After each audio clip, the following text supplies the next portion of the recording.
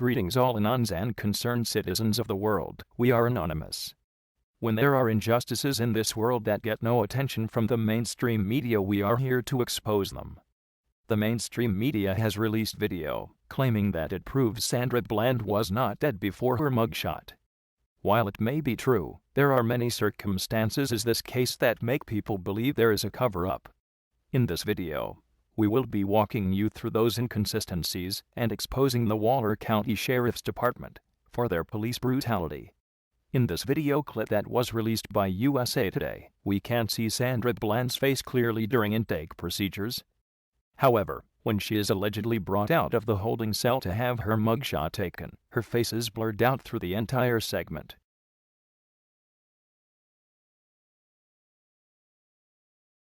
Watch closely. This part is important.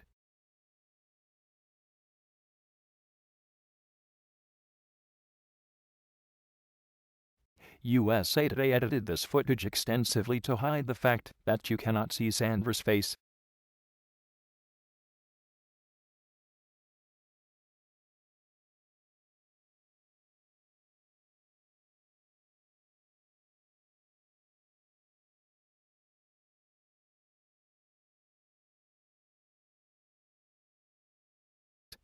Here, you can see the blurring filter around her head.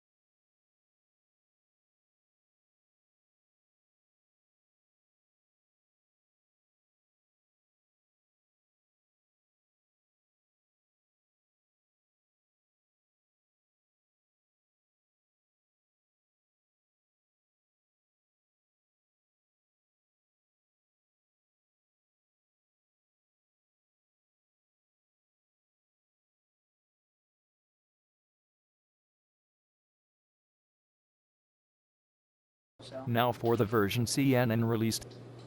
Again, this is the This booking was desk taken area. live It's at kind a of the press central conference, area so they didn't have of the Waller opportunity County to Jail. edit I it. know most of y'all have already toured the jail. We'll just let this run here because in about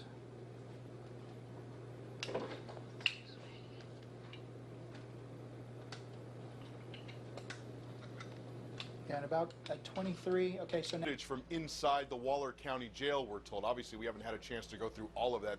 This has just started moments ago, but the videos started with Sandra Bland being driven into the Sallyport area, then being brought into the holding tank and the intake area there. They say, county officials there say, that they are releasing all of this video to, quote, dispel the rumors and myths that are out there over Sandra Bland's death. County officials there in Waller County say that it has been driven mainly by social media, the mistrust by a lot of the details surrounding Sandra Bland's death.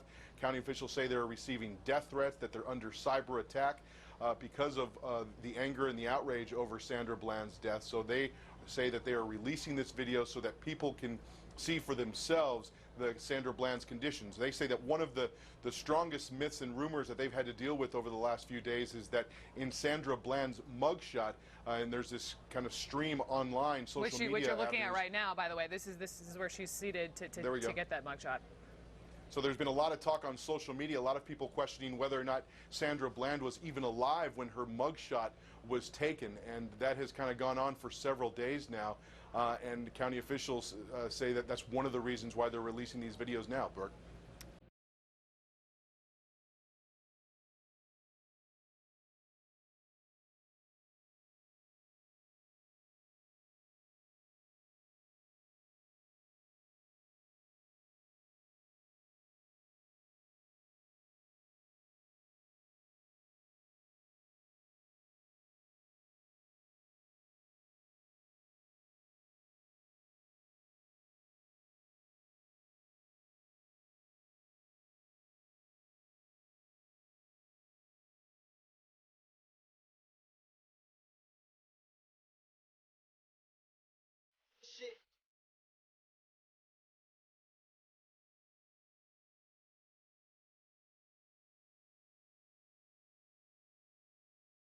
Officers claim that Sandra Bland assaulted them.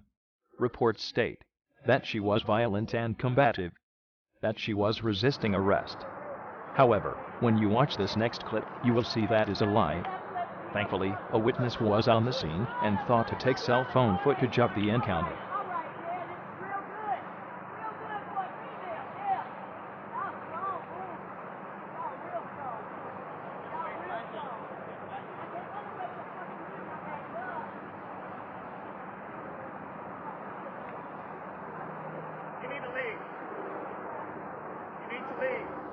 I can't hear you. Am I on public property?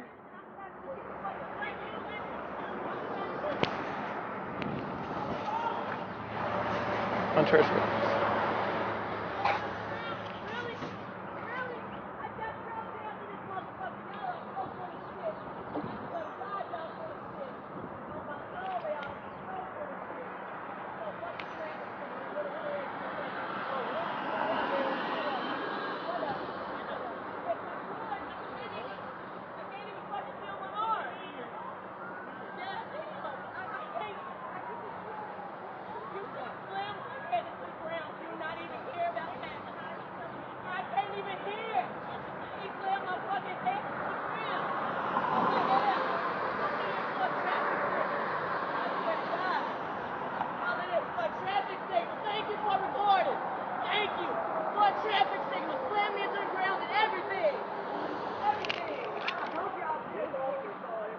Here is a string of inconsistent evidence in the investigation by police.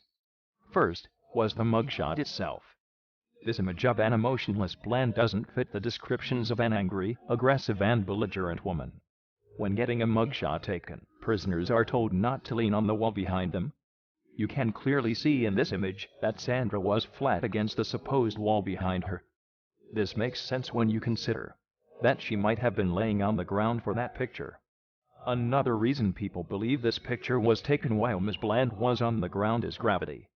If you look at the picture closely, you will see that her dreadlocks are falling back to the surface behind her, suggesting that gravity was pulling her hair down to the floor.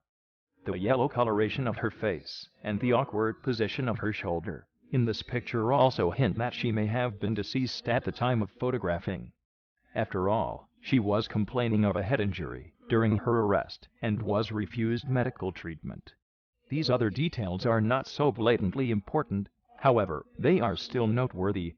In a handwritten section toward the end of the booking documents, it appears as though whoever filled it out wrote 2015 and then wrote 2014 over it. These are the two reports that don't match. Police claim to have found Sandra Bland hanging from a plastic bag in her cell. First, if someone has a history of suicide attempts, they wouldn't be allowed to have anything they could hang themselves with in their cell. This includes sheets, shoestrings, plastic bags, jewelry, and belts. So why was there a bag in her cell to begin with?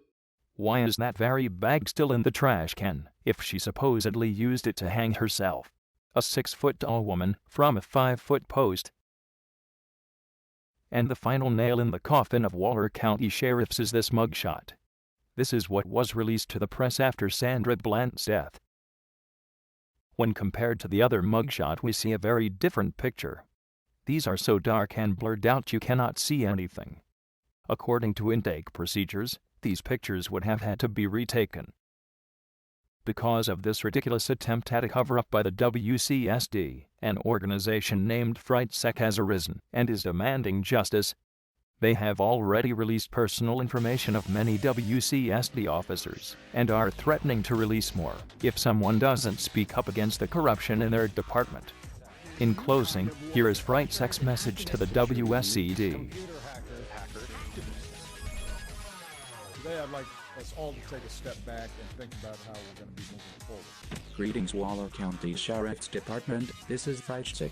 It has come to our attention that you chose to use unnecessary force of action on July 10, 2015 against Ms. Sandra Bland. On July 10, 2015, Sandra Bland was arrested over a minor traffic stop. Officer Imsilia used excessive force causing injury to Sandra which led to her death.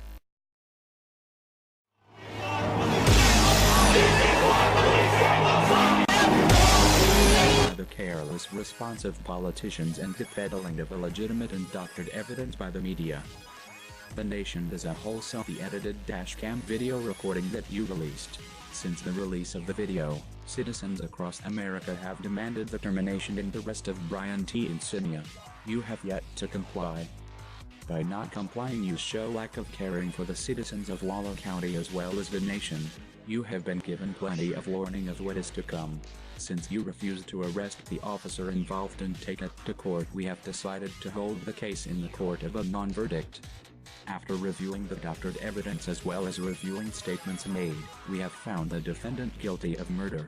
As a punishment, we are asking for cities across the nation to join the movement in solidarity for a day of rage on August 8th. This is a mature movement. It is a movement of anger, justifiable anger. We are organized.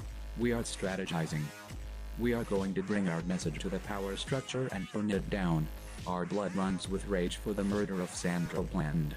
For those that wish to partake in this movement, we will have a special gift for you from the Waller County Sheriff's Department. On the night before the Day of Rage, we will give you this marvelous gift. You will be able to find it on social media sites with the hashtag gift from WCSD. We know Waller County will like it the most.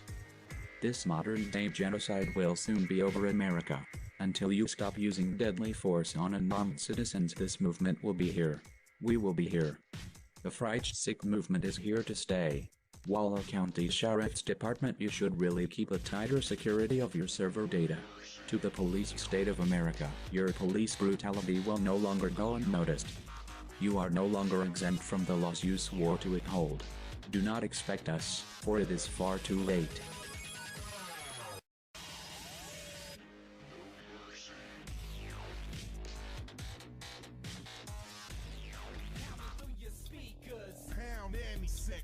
Pound it to the bleachers. Pound Annie sick. If you're sitting below deck in the lone boat, salute bitch and show some respect.